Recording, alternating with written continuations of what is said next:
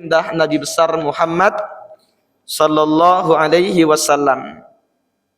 Yang tentunya kita berharap apa yang kita gawikan ini akan menjadi amal terbaik Allah catat di setiap lembar amal yang bakal kita baca kelak di hari kiamat, menjadi penyebab keredaan Allah tercurah kepada kita di dunia, terlebih lagi di negeri akhirat dengan keredaan yang dilambangkan berupa syurganya Allah.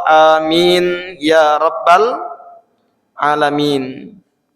Salawat teriring salam selalu tercurah kepada junjungan kita baginda Nabi besar Muhammad sallallahu alaihi wasallam, serta keluarga, sahabat, kerabat dan segenap pengikut-pengikut beliau yang selalu setia hingga akhir zaman.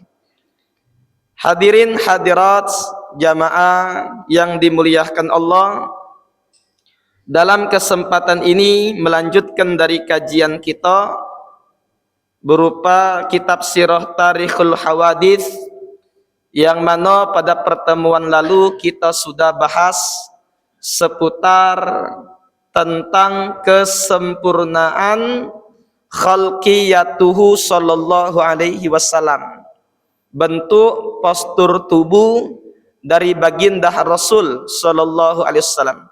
Fahuwa insanul kamil. Nabi Muhammad sallallahu alaihi wasallam adalah manusia yang tersempurna, yang disempurnakan oleh Allah. Maka sebagai bentuk penghargaan Allah kepada baginda Rasul, tidak pernah dia menciptakan satu makhluk yang lebih sempurna melebihi baginda Rasul sallallahu alaihi wasallam, baik dari segi ketampanan beliau, baik dari segi kekuatan beliau, baik dari segi segala macam berkaitan dengan jasmaninya. Tidak ada yang lebih indah melebihi baginda Nabi besar Muhammad sallallahu alaihi wasallam. Pertemuan lalu sudah kita sebutkan, bahkan yang menurut manusia sebagai bagian yang keluar dari manusia dianggap jijik atau jorok, seperti keringat. Kalau kita nak ngukur keringat kita, tahulah dewek, kaget dicoba masing-masing, cak mana asam dan apeknya. Tapi tidak dengan baginda Nabi Muhammad sallallahu alaihi wasallam. Bahkan keringat beliau dijadikan minyak wangi oleh sebahagian para sahabat-sahabat beliau. Dan ini kita sudah jelaskan secara detail. Adapun dalam pertemuan yang mulia ini, kita akan melanjutkan kesempurnaan Nabi sallallahu alaihi wasallam dari segi khuluqiyah. Kalau khalqiyah dengan fathah khaknya itu postur tubuh. Tapi kalau khuluqiyah itu dalam bahasa Arab dari segi akhlak, dari segi budi pekerti. Tentunya Nabi sallallahu alaihi wasallam adalah aqalun nas, manusia yang paling punya kecerdasan melampaui rata-rata. Sepanjang zaman dari Nabi Adam sampai hari kiamat kaget datang, tidak kate manusia yang lebih cerdas melebihi baginda Nabi Muhammad sallallahu alaihi wasallam. Dalilnya dari Al-Quran, ketika orang kafir Mekah ngatai Nabi, apa yang dituduhkan kepada baginda Rasul sallallahu alaihi wasallam, bahwa dia itu adalah seorang yang akalnya kurang, disebut dengan majnun, disebut dengan wong yang punya akal kurang, atau bahasa kita gila. Siapa yang menjawab tuduhan ini, membela Nabi Muhammad sallallahu alaihi wasallam? Tidak lain adalah Allah. Allah langsung yang membela Nabi Muhammad sallallahu alaihi wasallam. diri beliau dewek, maka beliau tak pernah untuk membalas kalau wong nyakiti beliau kepada individu, kepada personal, kepada pribadinya. Tidak terlalu dihawil oleh Nabi Muhammad sallallahu alaihi wasallam. Dari sinilah juga kita ambil pelajaran bahwa kita kalau ada wong yang nak ngatoi, ada wong yang nguyuk kita, ada wong yang mencemooh, maka jawaban terbaik, balasan yang terindah untuk dia, diam kebaik. Bahasa kita orang Palembang lantailah. Asa tahan mulut mereka bebuih, ngatoi kita lajulah. Dan kalau seumpama hal tersebut tidak ada pada diri kita, tak perlu kita marah. Okay? Bejolah mereka dapat dosa dewek. Bahkan wong yang semacam itu perlu dikasih sayangi, dikesiani. Ya, kita doakan supaya dapat hidayah. Tapi kalau memang ada yang diuyoi ke kita itu pada diri kita, kita dapatkan, tinggal kita introspeksi, mau kasih banyak. Seumpama ada wong ngomongi kita, Ustaz Hasan, di jidat Ustaz itu ada tai burung, yon. Pas nengok ada nian lapi bae, sucikan, ya. Dak kati salahnya, dak perlu gitu. Oi kau ni cak nian ngomong je aku ada, padahal ada nian, dak jadi, ya, dak jadi masalah. Mau kasih kalau aku keluar di jingok uang, lagi aku tambah malu. Kau unjuk tadi, mau kasih banyak, jadi tahu, ya, tidak jadi masalah. Tapi kalau tak kati, ya, maka sebesar apapun tuduhan wong lain ke kita, tidak akan mudarat bagi kita. Ya. Makanya Imam Syafi'i itu beliau di masa beliau banyak fitnahan-fitnahan yang tertuju kepada beliau. Seorang imam besar. Bahkan madhab beliau, ya, dari Irak kemudian pindah ke Mesir sampai kepada kota Pempek Palembang. Ya. Sampai ke Palembang. Madhab luar biasa, ya, berkah manfaat ilmunya. Dikatoi beliau zaman dulu, ketika dikato, malahan wong yang ngato itu dipujinya, malahan wong ngato itu tidak sedikit pun dicemoohnya. Ketika ditanya oleh muridnya, wahai imam, wong itu ngatoi kau, ngapa kau tak balas? Hai, kata Imam Syafi'i ini dalam syairnya, in kanallah, kalau Allah baik, yang dia nyiptakan alam semesta, dia yang nyiptakan anak, nyiptakan ente, nyiptakan seluruh apa yang ada di dunia ini, masih kena kata, Allah masih kena katai oleh hambanya, oleh makhluknya. Apa kata makhluknya yang dituduhkan kepada Allah? Annahu dzu waladin, bahwa dia punya anak. Di dalam surat At-Taubah Allah nyebutkan, wa qalatil yahudu Uzairun ibnullah wa qalatin nasaral masihu ibnullah. Wong Yahudi ngomong Uzair itu anaknya Allah. Wong Nasrani ngomong Nabi Isa itu anaknya Allah. Atau dalam ayat lain wong kafir Mekah ngomong malaikat adalah banatullah, anak perempuannya Allah. Ya. Allah tidak selamat dari cemoohan makhluknya. Begitu juga Nabi Muhammad SAW, khairu khalqillah, makhluk yang paling terbaik, paling dicintai oleh Allah, dikatai annahu sahir, annahu majnun, annahu dia tukang sihir, dukun, wong gila, segala macam. Ya? Jadi masalimallahu, Allah tidak selamat, begitu juga nabinya tidak selamat dari cemoohan netizen. Fakaifa ana, bagaimana dengan aku? Ya, aku hamba biasa.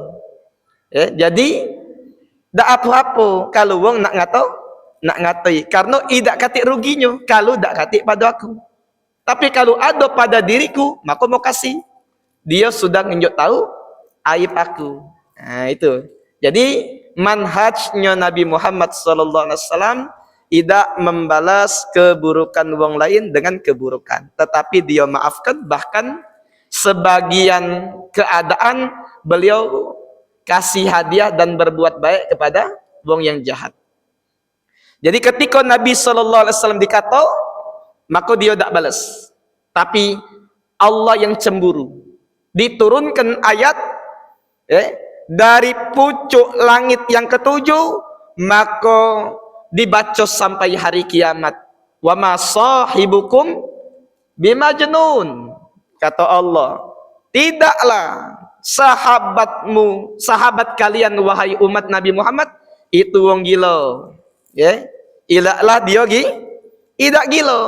Diteruskan oleh Allah, wa innaka la'ala khuluqin azim. Engkau tuh wahai Rasulullah berada di atas budi pekerti yang luhur. Jadi dari sinilah para ulama tafsir menyatakan bahwa semakin bagus budi pekerti seorang, maka nunjukkan semakin sempurnanya dia punya akal. Dengan dalil apa? Allah tidak malas apa? Dia itu pintar. Nabi Muhammad itu cerdas, akalnya sempurna, tidak diistilahkan demikian. Tapi diistilahkan oleh Allah dalam Quran, wa innaka la'ala khuluqin azim. Setelah ngomongkan tidaklah sahabat kalian gila, dan sungguh dia itu punya budi pekerti yang luhur. Bahwa tidaklah seorang mempunyai budi pekerti yang luhur kecuali seorang itu mempunyai akal yang sangat sempurna.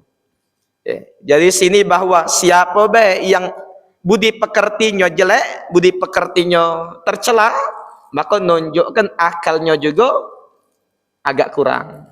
Nah, jadi kita pacak jingok di diri masing-masing. Kira-kira budi pekerti kita sudah baik atau belum.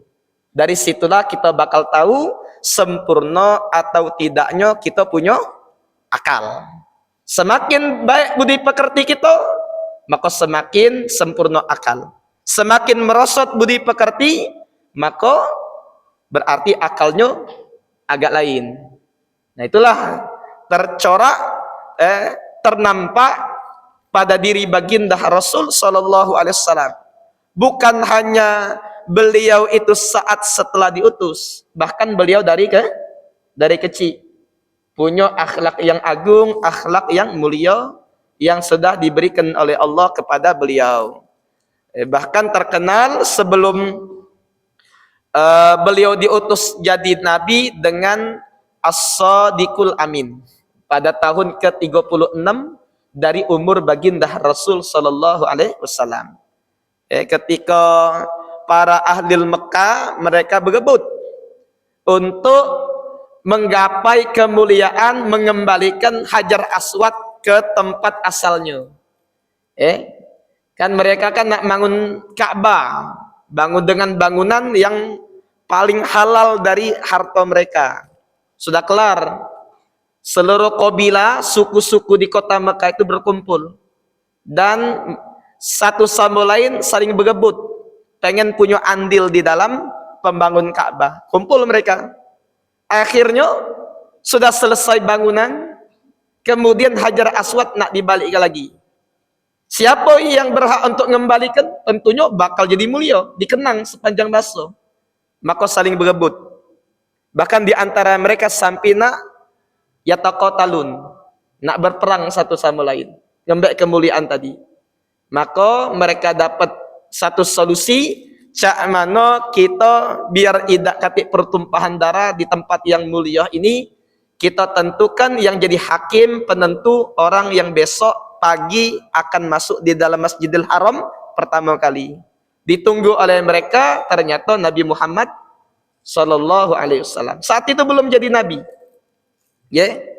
Sehingga ketika mereka nyingok datangnya baginda Nabi Muhammad sallallahu alaihi wasallam, langsung tanpa ada rekayasa, tanpa ada paksuan, lisan mereka mengucapkan hadas sadiqul amin radina. Ini sadiq, dia yang jujur, al-amin yang terpercaya.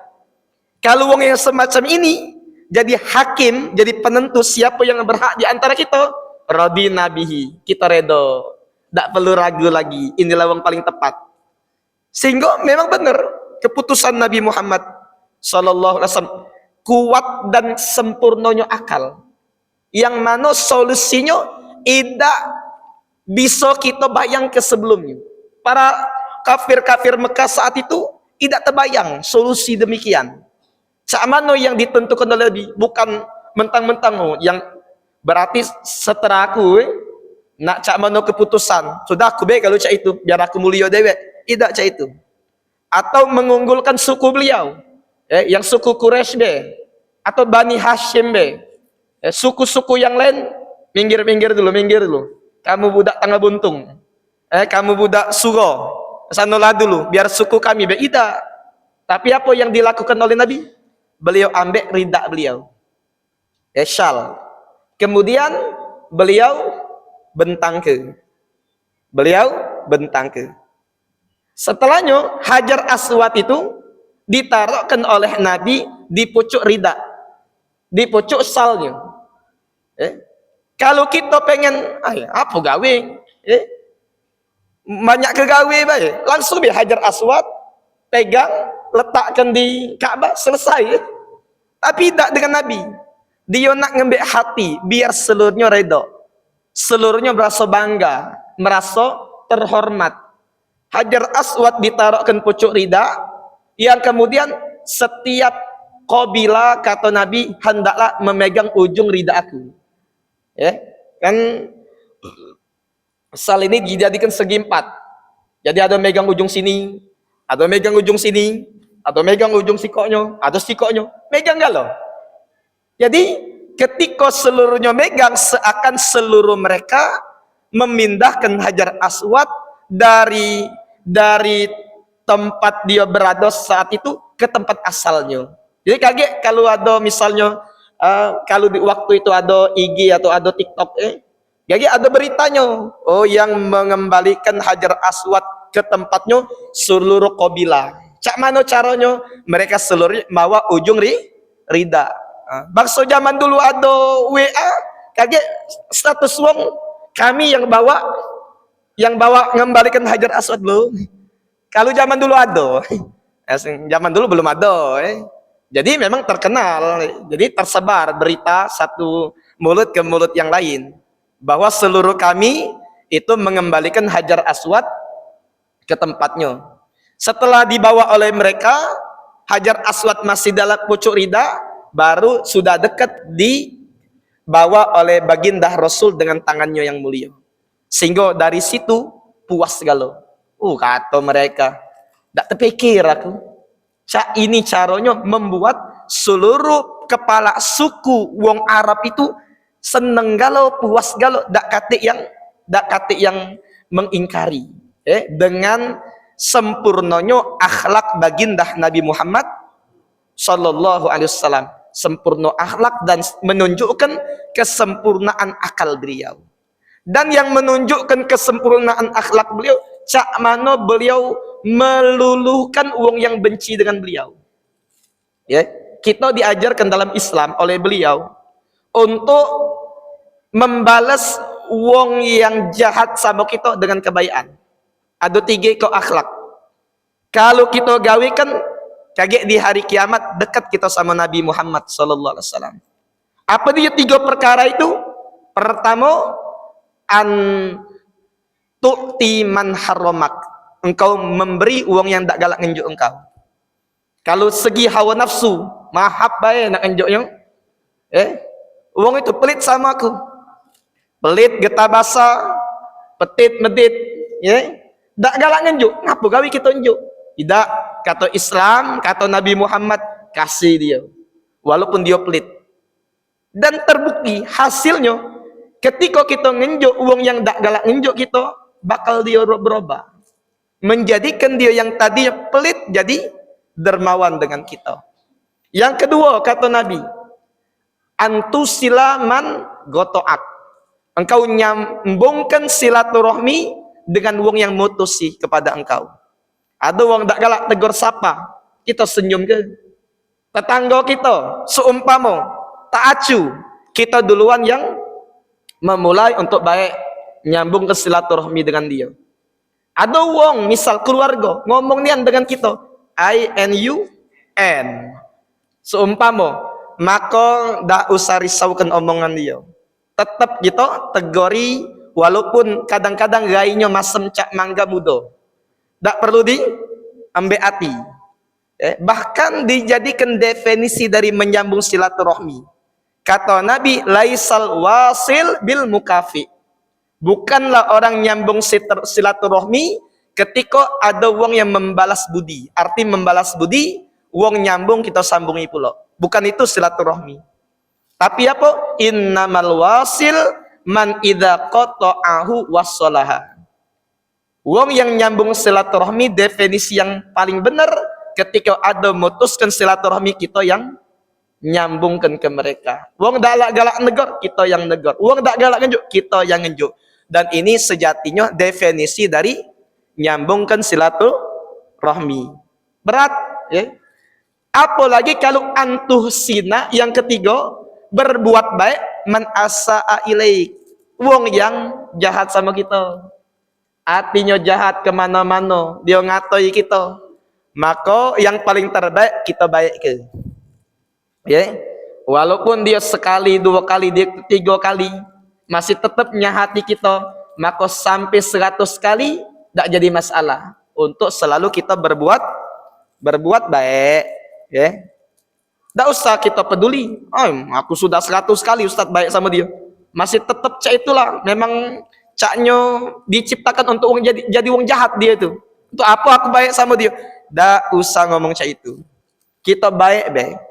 Walaupun dia tidak malas, Allah bakal malas kita. Bakal kita dikumpulkan dekat kaget di hari kiamat sama Nabi besar Muhammad sallallahu alaihi wasallam. Bahkan Nabi Muhammad mempraktekkan. Beliau itu setiap kali ketika saat di Mekah nak ke masjid, nak keluar dari rumah, bukan cak kita cuma dikatoi baik. Bukan cak kita cuma dibuat status baik ngatoi kita tidak. Tapi Nabi Muhammad bahapit uang pakai batu. Jalan beliau ini dipasang duri. Ketika sholat dilempar dengan kotoran. Bahasa kita Palembangnya ngampuk nian memang itu. Terlalu ngampuk nian. Tapi apa yang dilakukan Nabi? Tidak beliau dengan cacian juga. Tidak beliau dengan lemparan batu juga. Tidak beliau dengan berbuat buruk. Tapi apa? Tapi beliau sabar. Bahkan ada kesempatan untuk berbuat baik dengan dia, beliau berbuat baik dengan orang tersebut. Sakit dia, budak itu, sakit parah, bahkan sudah tersebar, sudah nak sekarat, didatangi oleh Nabi Sallallahu Alaihi Wasallam. Kemudian dijenguk, dibawai apa? Dibawai sebuah makanan yang kemudian pas nyingok Nabi datang ke rumah dia, wow, seperti petir yang menyambar. Katanya bahaya ini. Muhammad datang ke rumahku, biasanya aku jahat sama dia, engkau aku hari ini. Tapi apa? Tidak ada terucap dari Nabi sumpahan, tidak ada terucap dari beliau katon cacian, tidak. Tapi apa? Cak mano kabar kau? Apa yang perlu aku bantu kepadamu? Sampai-sampai nyingok kemuliaan akhlak tadi, terpesona wong tadi, sehingga dia beragama musyrik, dia masih bukan Islam, sehingga kata dia, wahai Muhammad, ngapai kau sini? Jenguk engkau, aku dengar kau sakit, 3 hari kau lempar aku dengan duri, dengan batu. Hari keempat aku tidak nemui, dak katik batu, dak katik duri di jalan aku. Aku bertanya, mana yang biasa narak duri? Sakit, sudah aku jenguk. Katanya, wong yang sayang dengan aku, dulu kami bestian dengan aku, dak katik jenguk aku. Dia tuh aku baik, dak katik yang menjung aku. Tapi engkau yang aku caci, aku maki, aku fitnah, aku sakiti dengan lempar batu, engkau duluan yang jadi penjungukku. Maka oleh karena inilah aku bersaksi tiada Tuhan selain Allah, engkau wahai Muhammad adalah utusan Allah, masuk Islam. Ya, banyak wong kafir masuk Islam karena indahnya akhlak dari Nabi Muhammad sallallahu alaihi wasallam. Ya, yang paling nampak juga ada sikok hadis yang sahih bahwa Nabi Muhammad sallallahu alaihi wasallam itu mendengar ada seorang Yahudi di kota Madinah, di pasar. Yahudi ini bahasa kita wong Palembangnya kati ambean. Bahasa kita Palembangnya kati ambean lagi. Apa dia? Sudah buta, miskin, dak kati rumah. Buta, miskin, kati rumah. Pokoknya keadaan dia dari segi dunia dak kati lagi nak diambil kebayaan. Kafir pula. Yang lebih buruk dia nyaci Nabi Muhammad sallallahu alaihi wasallam. Sehingga dimanfaatkan oleh Yahudi-Yahudi yang lain di BCI. Kau tuh tiap hari daripada diam-diam dak katik gawe, lemahlah kau caci Muhammad katanya. Ada guna juga di kami. Wong Yahudi sesama Yahudi dak katik ngagoi dia, dak katik ngenjuk makan. Tapi apa? Malah nyuruh dia untuk mencaci Nabi Muhammad sallallahu alaihi wasallam. Itu gawian dia. Akhirnya Bapak Ibu terdengar oleh Nabi. Terdengar oleh Nabi. Bangsa ini terjadi ke kita. Nak apalah mangcil. Ada wong buta, miskin, tak pacak ngapo-ngapoi. Kita terdengar dia itu misui kita. Ngatoi kita. Kira-kira apa yang nak kita gawikan ke dia? Karungi memang itu. Kalau bangsa ini kita tidak dengan Nabi Muhammad sallallahu alaihi wasallam. Beliau dengar wong itu buta, tapi dioloi wong untuk ngatoi Nabi Muhammad, ngatoi diri beliau, langsung ke rumah Siti Aisyah. Ngapoi? Minta siapkan pembekalan, dan bukan sekali, harus tiap hari. Dibawa ke bekal oleh Siti Aisyah. Nabi sallallahu alaihi wasallam datang ke pasar Madinah, kemudian mendatangi mangci tersebut. Dan beliau kasihkan makanan tersebut kepada wong buta. Sambil dikatoi, sambil dikasih oleh Nabi. Bahkan luar biasanya bukan sekali dua kali, sampai wafatnya baginda Rasul sallallahu alaihi wasallam. Wong buta itu tidak tahu siapa yang selama ini nulangi beliau. Sehingga singkat cerita, tahunya kapan Nabi Muhammad sallallahu alaihi wasallam meninggal. Tahun ke-11 dari Hijriah, bulan Rabiul Awal. Tak katik lagi yang datang ke beliau, tak katik lagi yang nulangi beliau. Maka datanglah Sayyidina Abu Bakar kepada putrinya yang tidak lain adalah Siti Aisyah. Nanya, wahai putriku, apa amalan yang digawikan oleh Nabi Muhammad sallallahu alaihi wasallam yang belum aku gawe ke? Kata Siti Aisyah, seluruh kebaikan yang telah dilakukan oleh suamiku, engkau adalah wong yang paling ambisi, seluruhnya engkau sudah gawe ke galau. Kecuali sikok, kata kebiasaan Nabi yang belum sikok pun orang gawe ke. Apa dia? Ngenjuk makan kepada wong buta Yahudi di kota Madinah, di pasar. Siap ke seperti yang engkau siapkan untuk Rasulullah. Aku akan bawa nak nyalankan apa yang sudah digawikan oleh baginda Nabi Muhammad sallallahu alaihi wasallam. Didatangi mangci itu. Setelah datang, tak tahu caranya, dia tak menyaksikan. Akhirnya dinjuk be makanan itu. Wong Yahudi itu nolak. Kata Sayyidina Abu Bakar, bahasa kitanya, udah nyengkati antananian. Awak buta dinjuk dah galak cak ionian. Kata wong buta tu, kau ni pasti bukan wong yang biasa nunjuk aku. Bingung Sayyidina Abu Bakar, dari mana kau tahu? Kata wong tua itu, dari cara kau ngenjuk. Cak mana emang wong yang biasa ngenjuk kau makan? Kata wong tua buta itu, biasanya dia tidak ngenjuk becak kau, tapi dia setiap kali ngasih makan ke aku, disuapinya. Bahkan kalau makanan itu keras, dilembuti oleh orang tersebut, seperti seorang ayah yang menyuapi makanan kepada sang anak. Oh, luar biasa, nangis Sayyidina Abu Bakar. Ya, berderai air mata tak pacak nahan. Ya, ingat dengan baginda Rasul sallallahu alaihi wasallam. Maka Sayyidina Abu Bakar tak lama hidup. Beliau itu digelari dengan apa? Syahidul Mahabbah. Orang yang syahid karena terlalu cinta nian kepada Nabi Muhammad sallallahu alaihi wasallam. Tidak tahan beliau hidup di dunia, cuma 2 tahun. Setelah Nabi sallallahu alaihi wasallam wafat, beliau nyusul pula. Kenapa? Saking hati beliau ini tergores-gores, tak kuat untuk pisah sama Nabi Muhammad sallallahu alaihi wasallam. Nangis beliau depan, nah, ngapo kata wong buta dan ngapo kedengaran kau ini nangis? Oh, katanya, aku ingat dengan wong yang nyuapi kau. Bingung wong buta tadi. Emang siapa yang biasa nyuapi aku itu? Aku tak tahu. Kau tak pernah nanya? Tak pernah katanya. Sampai sekarang aku tak tahu. Dia tak pernah nunjuk tahu. Oh, ternyata Nabi Muhammad SAW tak galak nunjuk tahu. Karena dia ni sambil didulangi, sambil ngatain Nabi Muhammad Sallallahu Alaihi Wasallam. Sekiranya kena ke kita, tahan tak kita? Wong ngatai kita, kita dulangi. Kalau wong yang biasa-biasa, makanan itu lagi ditaruh bucu pala ya. Didulangi. Maka dari itu Nabi Muhammad tidak apa nunjuk tahu identitas beliau.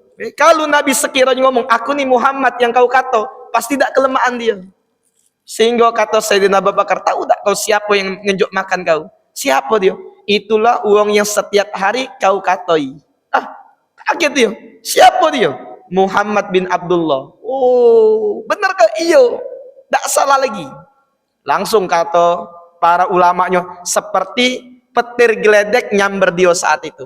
Langsung dia terisak nangis sejadi-jadinya. Kemana dia sekarang?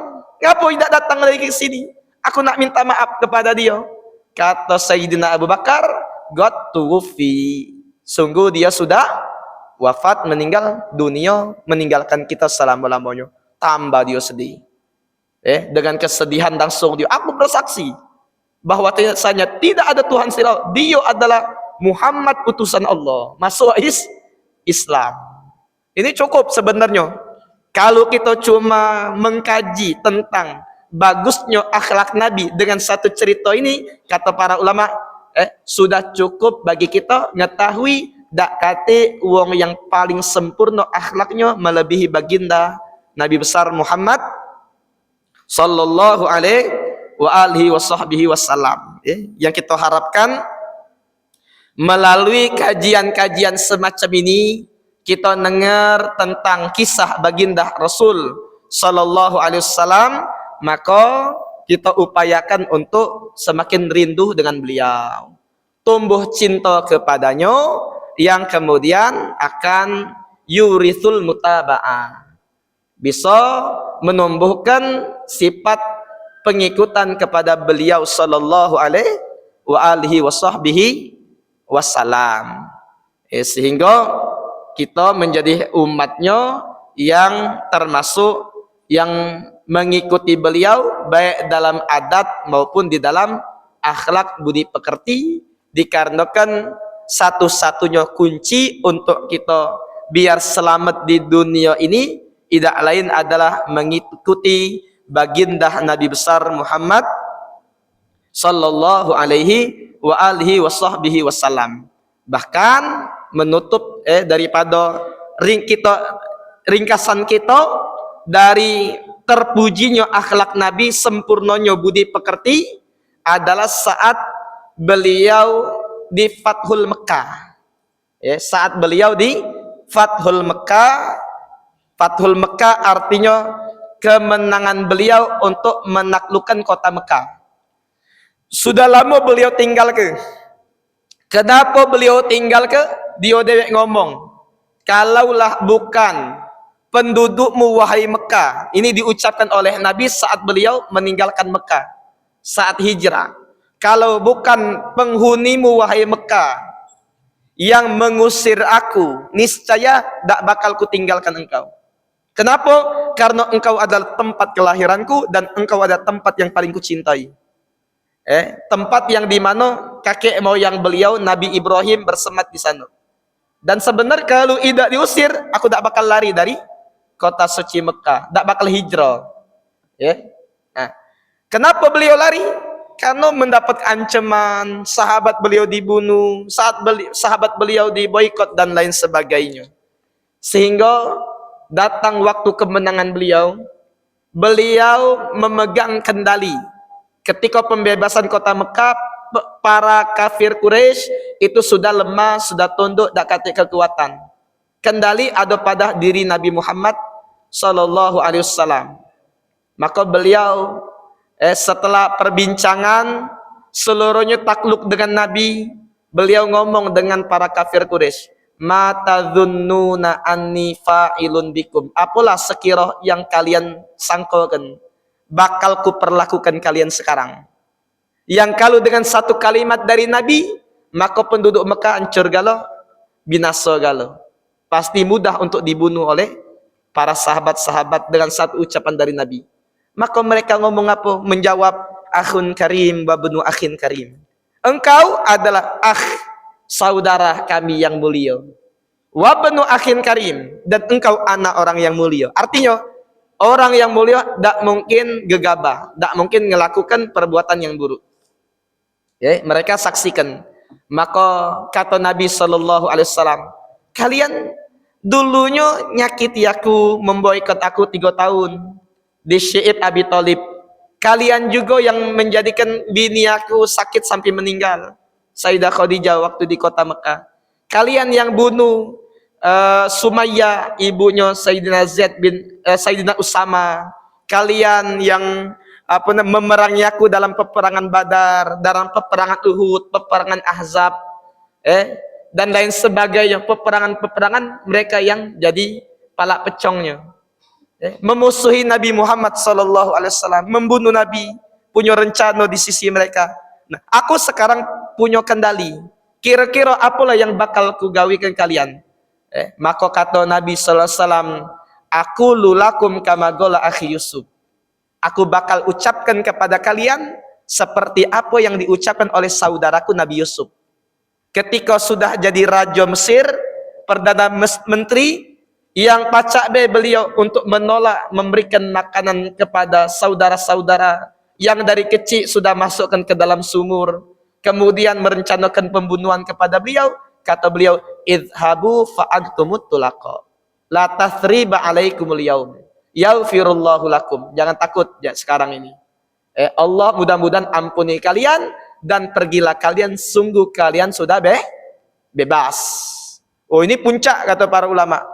Alangkah mulianya budi pekerti yang dimiliki oleh Nabi Muhammad SAW, tentunya menunjukkan kesempurnaan akhlak, akal yang Allah berikan, anugerahkan kepada beliau. Maka mudah-mudahan dengan kajian apa yang kita bahas tentang akhlak budi pekerti Nabi Muhammad SAW, ini juga cara kita berinteraksi dengan sesama manusia. Tentu kita sebagai manusia tidak bakal lepas dari muamalat dengan sesama manusia. Dan yang namanya manusia tidak sama budi pekertinya, tidak sama sikapnya, tidak seluruhnya baik, tidak seluruh jahat. Kalau baik kita baik, kalau jahat kita peloi Nabi Muhammad sallallahu alaihi wasallam. Tak perlu kita nak malas, tak perlu kita nak malas jahat, tak perlu kita nak melakukan hal yang tidak katik guna yang menunjukkan kehinaan kita. Tapi kita ikuti Rasulullah sallallahu alaihi wasallam, cak mana beliau malas ketika wong jahat sama dia. Dan kita niatkan, dengan aku berbuat baik kepada wong yang jahat sama aku, mudah-mudahan kaget di hari kiamat aku dekat posisinya dengan baginda Nabi Muhammad sallallahu alaihi wasallam, sehingga insyaallah kita sekalian bahagia tidak hanya di dunia, terlebih lagi kelak di negeri akhirat. Amin ya rabbal alamin. Mungkin ini deh yang pacak kita sampaikan. Terima kasih atas perhatian, mohon maaf atas kekurangan. Kita minta mohon kepada Allah, siapapun yang masih punya dosa dengan berkah majelis ini Allah ampuni segala dosa kita, yang punya aib Allah tutup aibnya, yang punya penyakit diberikan kesembuhan yang sempurna, yang ada hajat dikabulkan segala doa kita. Minta kepada Allah diberikan umur yang panjang, nyuntuh Nabi Muhammad sallallahu alaihi wasallam dalam keindahan akhlaknya, ketika ajal datang diwafatkan dalam keadaan husnul khatimah. Wa ala kulli niyatin shalihah wa ala manawahu aslafuna shalihun wa ila hadratin Nabi sallallahu alaihi wasallam bisirril Fatihah. Rabbana taqabbal minna innaka antas samiul alim, tub alaina ya maulana innaka antat tawwabur rahim. Rabbana atina fid dunya hasanah wa fil akhirati hasanah wa qina adzabannar. Sallallahu ala sayyidina Muhammad wa alihi wa sahbihi wasallam. Walhamdulillahi rabbil alamin. Subhanakallahumma wa bihamdik asyhadu an la ilaha illa anta astaghfiruka wa natubu ilaik. Wassalamu alaikum warahmatullahi wabarakatuh.